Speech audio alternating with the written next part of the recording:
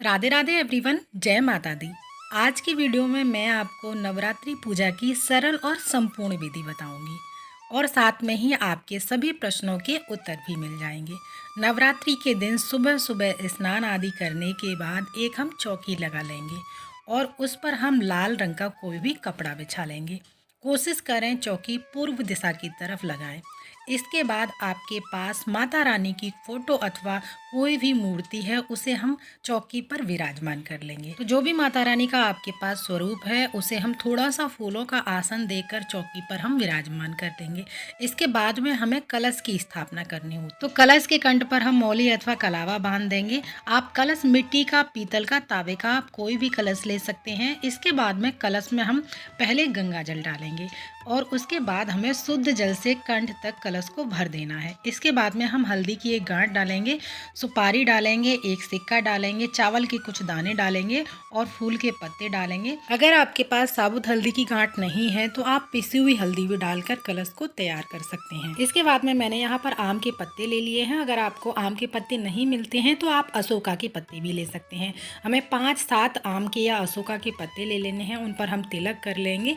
उसके बाद में हम माता रानी के सीधे हाथ की तरफ हमें कलश की स्थापना करनी होती है। तो चावल रखेंगे, थोड़े से अष्टदल कमल बना लेंगे। इसके बाद में हम कलश की स्थापना कर देंगे। इसके बाद में अब हम एक पानी वाला यानी जटा वाला नारियल ले लेंगे। नारियल पर हम चुनरी लपेट लेंगे या फिर आप कलावा भी लपेट सकते हैं या आप चाहें तो कोई भी लाल कपड़ा भी लपेट सकते हैं। इसके बाद में चुनरी के ऊपर हम कलावा बांध देंगे जिससे वह चुनरी अथवा लाल कपड़ा खुले ना। तो कलश पर हम आम के पत्ते सजा देंगे। आप चाहें तो आम की टहनी भी ले सकते हैं। अगर आम के पत्ते लिए हैं आपने तो 5, 7, 9, 11 इतने पत्ते आप ले सकते हैं। इसके बाद में कलश पर नारियल सजा देंगे और नारियल का मुख हमें ऊपर की तरफ रखना है। तो आप हमेशा कलश की स्थापना माता रानी के सीधे हाथ की तरफ करें। तो देखिए अब हमारी जो कलश की स्थापना है वो हो चुकी है। अब हम ज्वारे बोएंगे।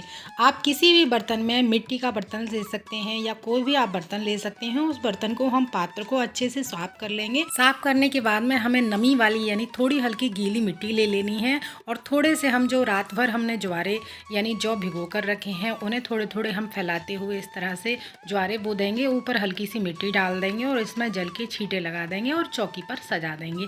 और उसके बाद में हमें रोली से तिलक करना है और माता रानी के डेढ़े हाथ की तरफ या सामने आप इस बर्तन को रख सकते हैं जो आपने ज्वारे बोए हैं।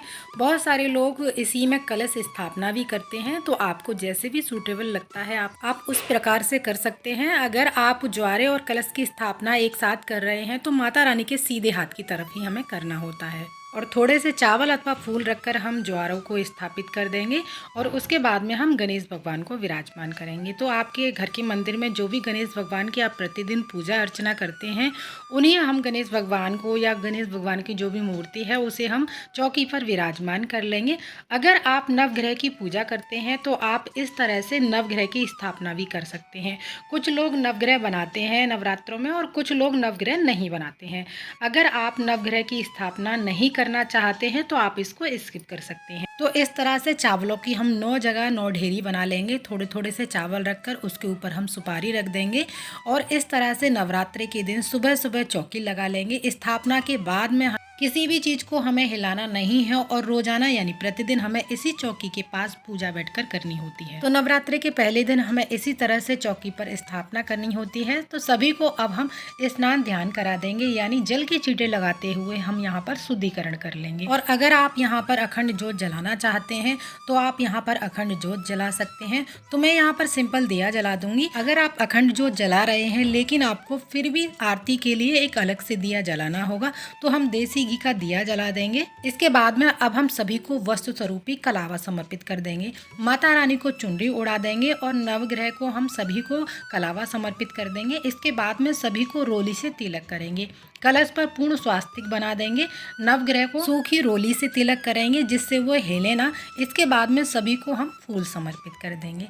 गणेश भगवान को, माता रानी को लाल रंग के फूल समर्पित करेंगे। गणेश भगवान को पीले रंग के या सफेद रंग के फूल समर्पित कर सकते हैं। और जैसा कि हमारी माता रानी को लाल रंग के फूल अति प्रिय हैं, तो आपको लाल रंग के फूल मिल जाते हैं तो वो समर्पित कर सकते हैं।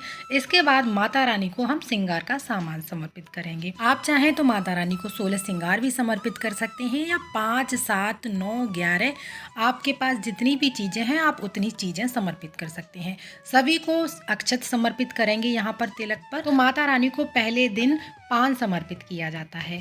आप पान के ऊपर सुपारी, इलायची, बतासा, लौंग ये चीज़ें रखने के बाद माता रानी को हम समर्पित कर सकते हैं। इसके बाद में हम माता रानी को पंचमेवे का भोग समर्पित करेंगे। बतासे माता रानी को अति प्रिय हैं, तो आप भोग में माता रानी को बतासे जरूर से समर्पित करें। इसके बाद में हम फल समर्पित करेंगे। ऋतु अनुसार आपको जो भी फल मिल जाते हैं नवरात्रों में, तो वो माता रानी को जरूर से समर्पित करें। अगर आप माता रानी की नवरात्रि की कथा सुनते हैं तो कथा सुन लीजिएगा, या आप दुर्गा सप्तशती का पाठ कर सकते हैं, या आप दुर्गा चालीसा पढ़ सकते हैं। इसके बाद में हम दक्षिणा समर्पित कर देंगे। अगर आप पहले दिन दक्षिणा समर्पित कर रहे हैं तो आपको पूरे 9 दिन तक वो दक्षिणा वहीं पर रखी रहनी देनी है, आपको उठानी नहीं है। और अब हम हवन करेंगे। तो उपले को जलाकर हमें हवन करना होता है। आप एक छोटा सा हवन जरूर कीजिएगा। 2 लौंग ले लेंगे, घी में डुबो करके हवन के ऊपर हम चढ़ा देंगे। लौंग हमें फूल वाली लेनी है, टूटी हुई लौंग यानी हमें झड़ी हुई लौंग नहीं लेनी है। और अब हम बतासे, मेवा, सामग्री को भी चढ़ा देंगे, गूगल भी चढ़ा देंगे, और बाद में जल के छींटे लगाकर हम हवन को पूर्ण कर देंगे। इसके बाद में धूप दीप दिखाएंगे और हम आरती करेंगे। माता रानी की आरती करेंगे। सबसे पहले हमें गणेश भगवान की आरती करनी है, उसके बाद हमें माता रानी की आरती करनी है। इस तरह से हमारी जो नवरात्रि की पहले दिन की वो पूजा है वो पूर्ण हो जाएगी। और एक जल का लोटा हम सूर्य भगवान को समर्पित कर देंगे। जो भी भोग प्रसाद आपने चढ़ाया है माता रानी को, उसको 1.25 घंटे के बाद में या दिया शांत होने के बाद में उसे हम घर के सभी सदस्यों में बांट देंगे। और माता रानी को सुबह शाम हमें डेली प्रतिदिन भोग समर्पित करना होता है। तो इस तरह से हमें नवरात्रों की पूजा प्रतिदिन करनी है। अगर वीडियो आप लोगों को अच्छा लगा है, थोड़ा सा भी यूजफुल लगा है, तो प्लीज़ वीडियो को लाइक ज़रूर कीजिएगा। साथ ही हमारे चैनल को सब्सक्राइब करना ना भूलिएगा। फिर मिलते हैं। जय माता दी। राधे राधे।